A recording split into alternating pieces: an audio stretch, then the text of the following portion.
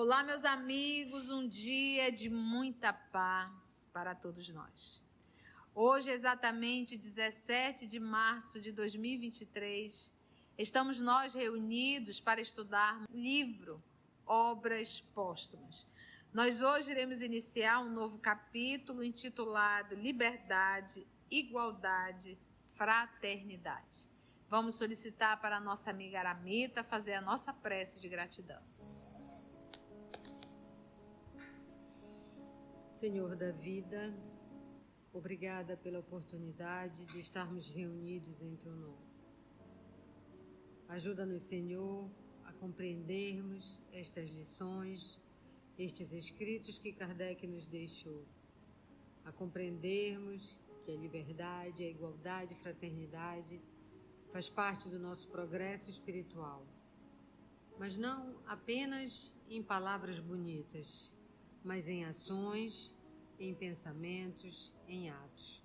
Ajuda-nos a compreendermos o verdadeiro sentido da fraternidade, da liberdade e da igualdade, para que possamos usar esse sentido, esses conceitos, aplicando na nossa vida diária, pois Tu sabes das nossas dificuldades, das nossas rebeldias, das nossas tendências a querermos exclusivismos, que somos melhores que os outros, que podemos tudo, ao outro nada. Ajuda-nos, Senhor, a compreendermos Teus ensinamentos de amor, para que possamos chegar até Ti, que nos espera hoje e sempre, que assim seja. Então vamos lá, que Jesus nos guie. Kardec não deixa de ser um filósofo. Então, liberdade, igualdade, fraternidade, essas três palavras fortes, que eu acredito que seja um convite para o mundo de regeneração. Nós não vamos encontrar ainda na Terra, na sua plenitude, em todos os corações, porque quando a gente fala em liberdade, a gente tem uma ideia muito equivocada da palavra liberdade. Quando nós falamos de igualdade também, e quando nós falamos de fraternidade também. Então, em verdade, nós não conseguimos ainda nem entender o conceito verdadeiro de cada palavra dessa. Então a gente está sempre utilizando as palavras, de certa forma, ou para agredir, ou para cobrar, ou para, de certa forma, se beneficiar. A gente não utiliza a palavra, essas em particular, com o intuito de servir, mas sempre com interesses e com propósitos escusos. Então vamos ver aqui a abordagem do professor Allan Kardec. Vamos lá? Liberdade, igualdade, fraternidade. Estas três palavras representam, por si sós, o programa de toda uma ordem social que realizaria o mais absoluto progresso da humanidade. O mais absoluto progresso da humanidade. Então a gente percebe que não faz parte ainda.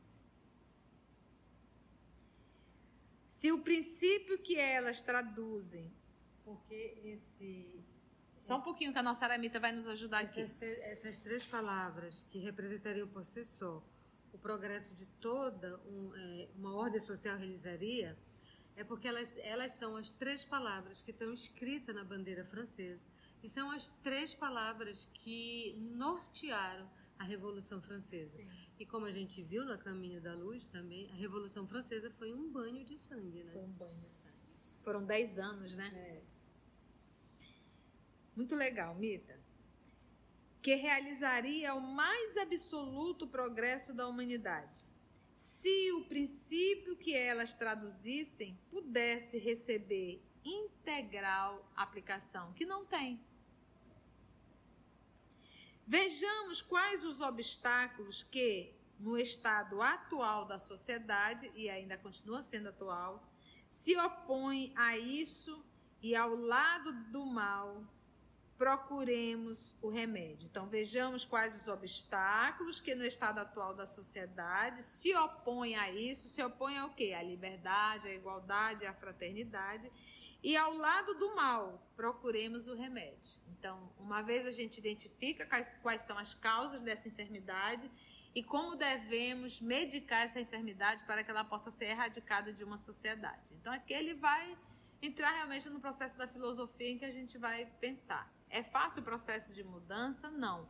Porque todo processo de mudança, ele exige que nós venhamos a sair da zona de conforto, se eu posso chamar isso de zona de conforto, mas eu gosto de chamar de acomodação. E sair da acomodação, se movimentar, é quase o processo, por exemplo, quando a Terra ela está em movimento, ela provoca o quê? As placas tectônicas, quando elas se movimentam, provoca o quê? Provoca um terremoto. Então, toda e qualquer mudança, ela provoca aí determinados terremotos, tsunami. Quando você mexe o seu mundo interior, ela vai te provocar alguns terremotos, alguns tsunami. E a gente não quer, é isso que a gente não quer. A gente quer ficar na mesmice, a gente quer continuar do mesmo jeito, porque a gente não quer fazer esforço, a gente não quer ter trabalho. Movimentar é igual você arrumar uma casa. Tu pode fazer uma arrumação só por onde a noiva passa, né? Então, só ali no centro de tudo. Mas se tu tiver realmente vontade de fazer uma limpeza na casa, isso vai te dar muito mais trabalho, mas a tua casa vai ficar muito mais limpa. Você terá que puxar todos os móveis, levantar todos os tapetes. Então, isso requer tempo, requer esforço e, principalmente, vontade.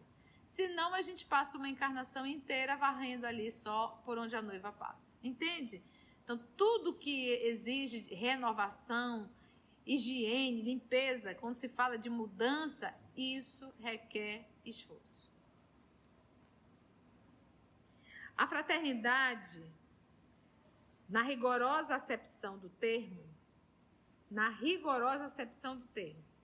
resume todos os deveres do homem. Porque se a gente pegar qual o conceito da palavra fraternidade, vou pedir aqui para a nossa irmã Aramita dar uma pesquisada rapidinho no conceito da palavra fraternidade, da palavra igualdade e da palavra liberdade. Só para a gente ver o conceito mesmo ali, o conceito acadêmico, né?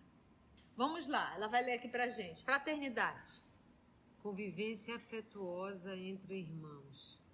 Afeto demonstrado por quem não se conhece. Amor ao próximo. Convivência equilibrada e agradável entre várias pessoas. Olha só isso daí, né? Convivência equilibrada entre várias pessoas. Equilibrada e agradável. E agradável, que coisa legal, né? Olha, e agradável. A gente consegue conviver bem com quem pensa como nós. Deixou de pensar como nós, deixou de anuir com que a gente concorda, com que pronto, deixou de ser uma convivência agradável, não é verdade? Vamos ver a igualdade, Aramita? Igualdade, falta de diferença, de mesmo valor ou de acordo com o mesmo ponto de vista, quando comparados com outra coisa ou pessoa. Princípio de acordo com o qual todos os indivíduos estão sujeitos à lei e possuem direitos e deveres. Justiça. Estaria voltada aí na justiça, né, Aramita? Para todos, né? Dentro da igualdade. E o conceito de liberdade? Independência absoluta e legal de um indivíduo, de uma cultura, povo ou nação. Estado ou característica de quem é livre, de quem não se submete. Falta de dependência, né? Independência. Estado de pessoa que não está presa. Por extensão, atributo que se encontra solto, de quem se encontra solto ou sem obstáculos para se movimentar. Ok. Então, pautado aí nos conceitos acadêmicos, vamos voltar aqui a Kardec. Então, a fraternidade, na rigorosa acepção do termo, resume todos os deveres dos homens uns para com os outros.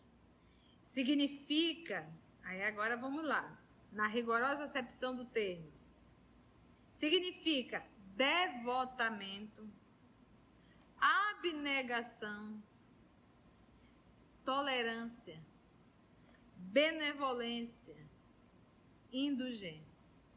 Tudo isso ele classifica dentro da fraternidade. Porque, afinal de contas, conviver não exige de nós. Porque o que acontece? Ele está se direcionando a pessoas que vivem na Terra. E a convivência na Terra é um desafio muito grande, porque nós somos pessoas ainda difíceis de se conviver. Nós não somos pessoas agradáveis de se conviver. Cada um de nós trazemos as nossas mazelas morais, né? Uns mais, outros menos, mas trazemos. Então ele diz que para eu conviver melhor dentro dessa fraternidade, que é essa convivência equilibrada, é necessário que eu tenha devotamento a cada criatura, que eu seja abnegada, tolerante, benevolente e indulgente para os erros alheios. Porque eu vou encontrar pessoas difíceis de conviver. Se eu não tiver tolerância, resignação, indulgência, a gente não consegue conviver. Logo, eu não vou ser fraterno. Não tem como eu ser fraterna sem indulgência. A pessoa vai pisar no meu pé, eu dou um empurrão nela e piso 2 vezes no dela. Né? É, por excelência, a caridade evangélica e a aplicação da máxima, abre aspas, proceder para com os outros como gostaríamos que os outros procedessem para conosco, fecha aspas. É o oposto do egoísmo. A fraternidade diz, abre aspas, um por todos e todos por um, fecha aspas. O egoísmo diz, cada um por si, abre aspas, fecha aspas, cada um por si. Sendo estas duas qualidades a negação uma da outra, é tão impossível a um egoísta agir fraternalmente para com os seus semelhantes, quanto a um avarento ser generoso, quanto a um indivíduo de pequena estatura atingir o porte de um homem alto. Ora, sendo o egoísmo a chaga dominante da sociedade, enquanto ele, o egoísmo, reinar soberanamente, será impossível o reinado da verdadeira fraternidade.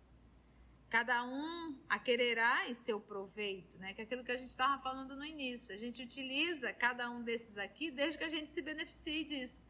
Se de repente eu quero algo em troca, eu vou saber ser fraterno com aquela pessoa. Né? Mas se aquela pessoa não tem absolutamente... Eu deixarei de ser fraterno. Então, nós ainda estamos muito ainda nesse nível. A grande massa humana. Quando a gente fala aqui, a gente está falando da massa humana. Óbvio que tem exceções, tem, mas nós estamos nos referindo à massa humana, tá? A sociedade humana ainda é assim. Então, nós teremos ainda aí muitos rios de lágrimas. Teremos séculos ainda de sofrimento, né? Considerada do ponto de vista da sua importância para a realização da felicidade social, a fraternidade está na primeira linha. É a base. Sem ela não poderiam existir a igualdade nem a liberdade séria. Sem a fraternidade não tem como ter nem liberdade e muito menos a igualdade. A igualdade decorre da fraternidade, ou seja, o fraterno ele vai tratar o outro do jeito que ele gostaria de ser tratado. Então, se ele quer ser tratado, o outro também merece ser bem tratado. Isso é o quê? A igualdade. Porque às vezes a gente acha, eu mereço um bom tratamento. Mas quando você se coloca no lugar do outro, quando você vê o outro, você não trata o outro com o mesmo cuidado. Quando a gente chega em qualquer lugar, a gente quer ser bem atendido. Mas se nós estamos na condição de atendente, a gente não atende. Então, cadê a igualdade? O que eu quero para mim, eu também quero para o outro. A igualdade, ela decorre da fraternidade. Estamos juntos. E a liberdade, ela é consequência das duas, da igualdade e da fraternidade. E essa liberdade que ele fala, não é a liberdade que a nossa Mita leu dentro do conceito acadêmico. É a liberdade da própria consciência. É a liberdade de fazer o que se deve verdadeiramente, não o que se quer. É a liberdade de poder servir a Deus, servir ao amor, servir ao bem. Isso é liberdade, porque todo e qualquer movimento que nós fazemos contra ou viemos fazer contra as leis que regem o universo, isso nós estaremos nos aprisionando. Com efeito, suponhamos uma sociedade de homens bastante desinteressados, bons e benévolos para viverem fraternalmente, sem haver entre eles nem privilégios, nem direitos excepcionais, pois de outro modo não haveria fraternidade. Tratar alguém de irmão é tratá-lo de igual para igual. De igual para igual. Gente, dentro das instituições religiosas, quem tem uma condição financeira tem um certo tratamento que aquela pessoa mais simples não tem. Às vezes, dentro da instituição espírita, uma pessoa que tem uma condição social, abrem todas as portas para a pessoa, daqui a pouco a pessoa está coordenando, está dirigindo. E aquela pessoa mais simples, ela fica relegada ao nada. Dentro da instituição espírita, nós não temos igualdade. Você é tratado pelo que tem e não por ser um irmão. Então, o processo de irmão nos mantém aqui tudo na mesma o quê? Na mesma linha. Então, nós que nos apresentamos como religiosos, não temos essa vivência evangélica, como nós poderemos exigir isso de uma sociedade? Se nós não temos o respeito dentro da instituição religiosa, imagina lá fora, que a gente não está envolvido com o manto da falsidade religiosa, muitas vezes, né? Tratar alguém de irmão é tratá-lo de igual para igual. É querer para ele o que para si próprio quereria. Isso para tudo, gente, para tudo.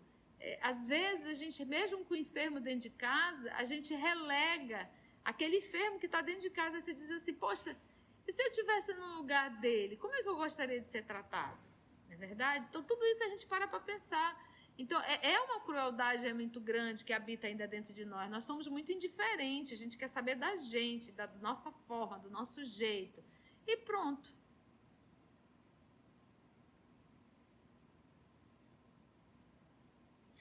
Num povo de irmãos, então a igualdade será a consequência? Num povo de irmãos, a igualdade será a consequência de seus sentimentos, da maneira de procederem, e se estabelecerá pela força mesma das coisas.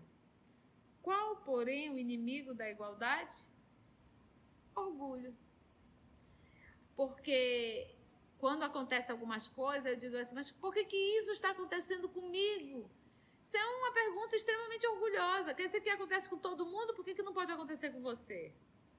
Quantas vezes a gente passando por uma situação difícil, aí a gente para pensar, nossa, quantas pessoas devem estar passando por isso, eu pelo menos tenho uma condição e quem não tem. Foi necessário passar para ver? Num país que para onde a gente olha é miséria para todos os lados, não é verdade? Então, é orgulho nosso. Então, o orgulhoso, ele tem certeza que tudo de bom é para ele. E pronto, acabou. O melhor é para ele. Ele é merecedor. Eu digo que nós não somos merecedores. Tudo que acontece de bom na nossa vida, até mesmo aquele período de calmaria, é misericórdia de Deus, não é merecimento nosso. Se tem uma coisa que a gente não merece, é a calmaria.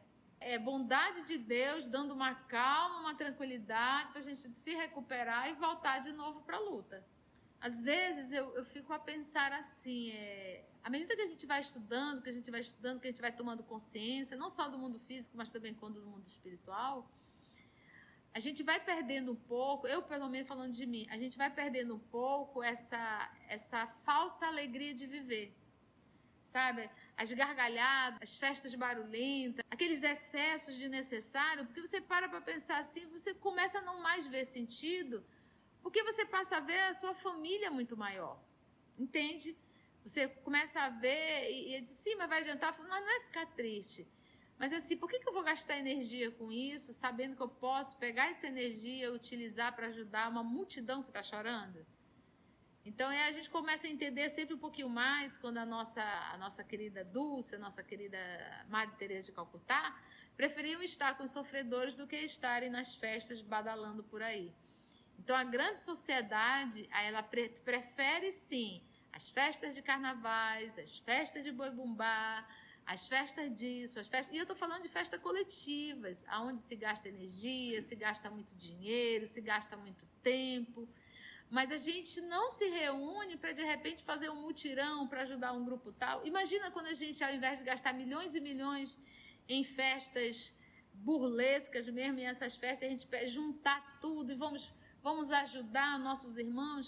Então, nossa, se eu for dar uma ideia dessa, vão me apedrejar.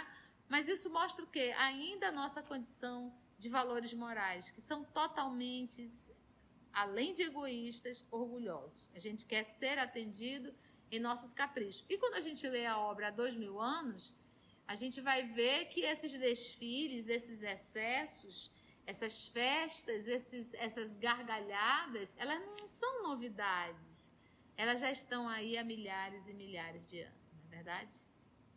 O orgulho, que leva o homem em toda parte à primazia e ao domínio, que vive de privilégios e de exceções. Por exemplo, vamos pegar o nosso poder judiciário do nosso país e do nosso aqueles que fazem a parte política.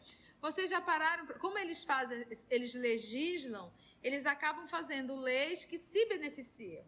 Então, nós vamos encontrar ajuda a paletó, ajuda a moradia, ajuda a gasolina, ajuda isso, ajuda aquilo, mas pessoas que têm salários altíssimos e que eles legislam e eles mesmos aprovam. Então a gente percebe, olha esse movimento de usufruir a máquina pública e não de servir. Isso não é algo novo, isso a gente está vivendo isso aí há décadas e décadas. Às vezes eu tenho vontade de pegar Marechal Deodoro e dizer, não inventa, mano. Deixa o imperador aí, por favor, que isso vai dar uma confusão. E deu. Não é verdade? E deu. Então, quantas vezes, na calada da noite, eles aprovam coisas que a gente nem chega a saber, porque a gente não está lá para conferir. E isso para tudo, em todos os lugares é assim. A gente quer se servir, mas a gente não quer servir. É verdade? Por isso que eu digo, vai demorar. E quando a gente diz vai demorar o ser humano ter consciência disso. Mas quando o tempo está chegando, o que o papai faz? Ele começa a migrar. Como os planetas são solidários, começa a vir espíritos, em grande maioria, de outros planetas para fazer o trabalho que a gente não conseguiu. E quem não conseguiu, vai para um planeta inferior que está de comum acordo com o seu grau moral. Entendeu? Então, quando a gente fala de transição, quem não mudou é exilado. E aí chega uma turma nova. Porque vai ter que mudar esse quadro, porque ele já está muitos séculos, muitos milênios assim. Quando eu gosto da obra 2000 anos, porque a gente olha aquilo dali e a gente se sente em 2023. Não é verdade, meninas? Não é verdade? A gente se sente em 2023. É fofoca, é traição, é luxos, festas, desigualdade social, abuso do poder. Mas não mudou nada. Interesses escusos, não mudou, são as mesmas coisas com um painel diferente. Vingança, traição, tudo, vaidade, orgulho, tudo, tá do mesmo jeito. Sim, os desfiles, e olha, eram valores assim absurdos, lembra? Eles faziam aqueles lagos artificiais para fazer ali as guerras navais, só para apresentar. Eu sempre falo, nós temos um campo de futebol fechado no nosso estado, uma coisa assim, porque a gente diz assim, nossa, eles montavam um lago artificial, mas a gente tem um clube de futebol que custou bilhões de reais e que ainda custa, porque quando você faz um elefante, você tem que dar comida para o elefante. Então esse elefante tem luz para pagar, tem funcionário, tem uma série de coisas. E é caríssima, com certeza. Deve estar dando em torno de 1 milhão e pouco a energia desse lugar. Num país e num estado onde nós temos deficiências em vários lugares. Então, isso não é uma mente de uma sociedade medíocre e extremamente egoísta e burra mesmo. Porque como é que eu posso pensar, falando de uma forma coletiva... Como é que eu posso pensar em um campo de futebol se eu tenho crianças descalças, crianças passando fome, idosos abandonados, pessoas morando de forma precária? Então, não cabe ainda. Como é que eu digo assim, você tem sua casa, você vive ali com poucos recursos, o que você vai se preocupar com a sua família? Em levá-las para o teatro ou em ter alimento, segurança e saúde? Você vai preferir ir para um teatro ou você vai preferir comprar medicação para o seu filho que está doente? Então, tudo na vida tem escala de valores. Então, isso eu falando de uma forma no micro, mas que a gente pode estender também para o macro, gente. Então, vai demorar? Vai. Vai demorar a mudança íntima. Mas isso não quer dizer que o planeta vai continuar aguardando. É hora de mudança. O orgulho poderá suportar a igualdade social, mas não afundará jamais e a aniquilará na primeira ocasião. Isso, né? Como é que eu sou igual a um plebeu? De jeito nenhum. E na primeira ocasião que puder, aniquila. Ora, sendo também o orgulho uma das chagas da sociedade, enquanto não for destruído, oporá barreiras à verdadeira igualdade. Então tem a igualdade falsa, é o que mais tem. Você finge uma igualdade, mas na hora do pega para capar, você mostra que não existe igualdade. Sabes com quem está falando? Como já dissemos, a liberdade é filha da fraternidade e da igualdade. Então, uma pessoa fraterna, ela se torna, como é interessante, ela se torna livre, né? Fraterna, já dissemos, a liberdade é filha da fraternidade e da igualdade. A liberdade é filha da fraternidade e da igualdade. Falamos da liberdade legal e não da liberdade natural, que é de direito, imprescritível para toda criatura humana, né? Liberdade de ir e vir. Desde o selvagem até o homem civilizado. Você vai limitar um pássaro a ficar dentro de uma gaiola, isso é quebrar a lei de liberdade, né? Ele tem direito ao céu. Vivendo como irmãos, com direitos iguais, animados do sentimento de benevolência recíproca, os homens praticarão entre si a justiça e não procurarão causar danos uns aos outros, nada tendo, por conseguinte, que temer uns dos outros. Você sabia que nós temos irmãos que estão nos presídios, às vezes por crimes tão pequenos, e que já cumpriram a sua pena, e por falta de um advogado? Porque, às vezes, por quem que está preso? Às vezes são pessoas muito simples, que têm familiares muito simples, que não conhecem absolutamente nada, e não tem quem vá lá fazer o trabalho que tem que fazer. Mas são muitos. O pessoal fala aí de uma ajuda de custo para os penitenciários, a família, né? E eu conversando com algumas mães que têm filho nessa situação, nunca receberam um tostão. Mas eu converso, nunca recebi. Agora ninguém sabe se não tem as informações, se não sabe como, não se explica. Cadê a igualdade? A liberdade não oferecerá qualquer perigo, porque ninguém pensará em abusar dela em prejuízo de seus semelhantes.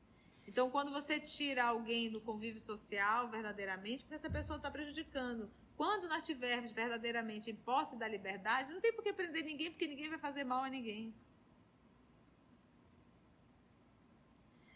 Mas como poderiam o egoísmo, que tudo quer para si, e o orgulho, que sempre quer dominar, dar a mão à liberdade que os destronaria? Porque o orgulhoso, ele quer sempre dominar. Ele quer sempre mandar, o vaidoso, né? Ele quer sempre manipular. Se ele der a liberdade, acabou tudo isso. Vai fazer o quê? Porque ele se sente até, inclusive, importante com tudo isso. O egoísmo e o orgulho são, pois, os inimigos da liberdade, como são da igualdade e da fraternidade. Vamos parar aí?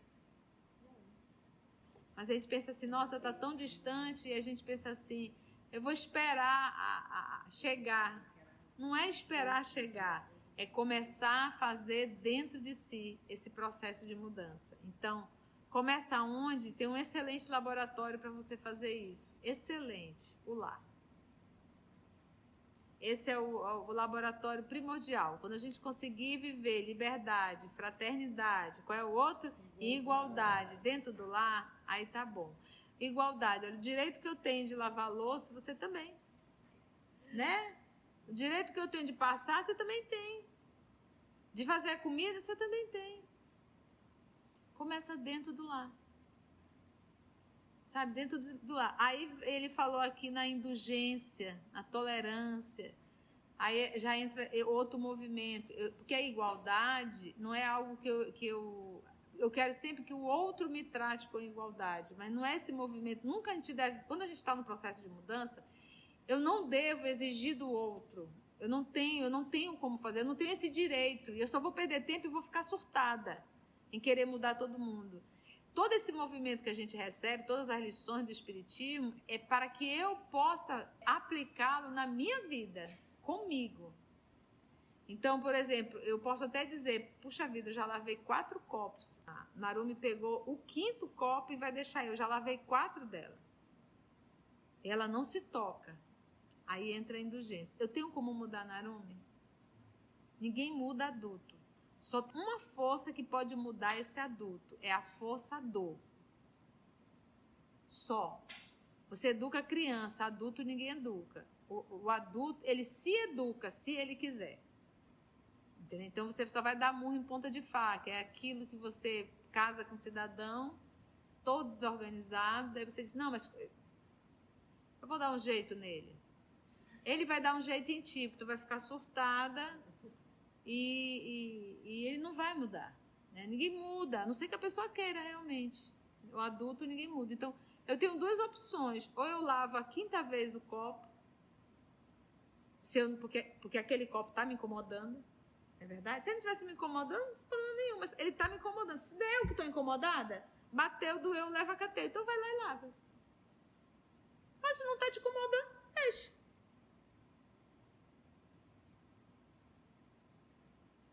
O lar é essa oficina em um grau menor. Porque os instrumentos domésticos, eles nos apontam justamente a área que temos que trabalhar. Ele vem assim na ferida.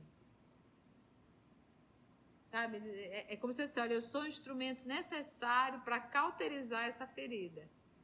E esse instrumento está dentro de casa. E é a oficina menor. Depois a gente vai para a oficina maior. Foi bom, gente, esse papo? Essa conversa em torno da igualdade, fraternidade e liberdade? Né? E temos aí essa oficina chamada Lar. Antes de orarmos em agradecimento, vamos ouvir algumas considerações da tia que destacamos neste estudo para a reflexão dos ensinamentos. Vamos aos destaques da tia? A convivência na Terra é um desafio muito grande, porque nós somos pessoas ainda difíceis de se conviver. Nós não somos pessoas agradáveis de se conviver. Cada um de nós trazemos as nossas mazelas morais, né? Uns mais, outros menos, mas trazemos. Servir a Deus, servir ao amor, servir ao bem. Isso é liberdade, porque todo e qualquer movimento que nós fazemos contra ou viemos fazer contra as leis que regem o universo, isso nós estaremos nos aprisionando. Tudo que acontece de bom na nossa vida, até mesmo aquele período de calmaria, é misericórdia de Deus, não é merecimento nosso. Se tem uma coisa que a gente não merece, é a calmaria. É bondade de Deus dando uma calma, uma tranquilidade para a gente se recuperar e voltar de novo para a luta. Vai demorar o ser humano ter consciência disso. Mas quando o tempo está chegando, o que o papai faz? Ele começa a migrar. Como os planetas são solidários, começa a vir espíritos, em grande maioria, de outros planetas para fazer o trabalho que a gente não conseguiu. E quem não conseguiu, vai para um planeta inferior que está de comum acordo com o seu grau moral, entendeu? Então, quando a gente fala de transição, quem não mudou é exilado. E aí chega uma turma nova. Porque vai ter que mudar esse quadro, porque ele já está muitos séculos, muitos milênios assim. Então, vai demorar? Vai. Vai demorar a mudança íntima. Mas isso não quer dizer que o planeta vai continuar aguardando. é hora de mudança. Não é esperar chegar, é começar a fazer dentro de si esse processo de mudança. Então, começa onde? Tem um excelente laboratório para você fazer isso. Excelente, o lar. Esse é o laboratório primordial. Quando a gente conseguir viver liberdade, fraternidade, qual é o outro? Igualdade dentro do lar, aí tá bom. O lar é essa oficina em um grau menor. Porque os instrumentos domésticos, eles nos apontam justamente a área que temos que trabalhar. Ele vem assim na ferida. Sabe? É como se fosse, olha, eu sou o instrumento necessário para cauterizar essa ferida. E esse instrumento está dentro de casa. E é a oficina menor, depois a gente vai para a oficina maior. Amigos, vocês que estão acompanhando, amigos, amigas do nosso canal, se você chegou até aqui o final, deixa seu comentário. É muito importante a gente poder ler o teu comentário. Não esqueça de curtir para que possa divulgar a página. Dá o seu like, né? E, se possível, faça a sua inscrição no nosso canal e toca o sininho. Porque quando você toca o sininho, o YouTube avisa para você quando o EOS publicar um novo estudo. Então, receba um grande abraço da família EOS Manaus.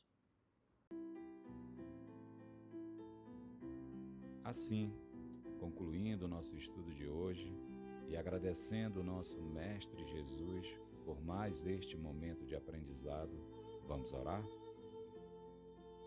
E assim agradecemos a Deus, nosso Pai, agradecemos a Jesus, o amor de nossa vida, e aos amigos espirituais aqui presentes. Graça te damos, Senhor, por tudo.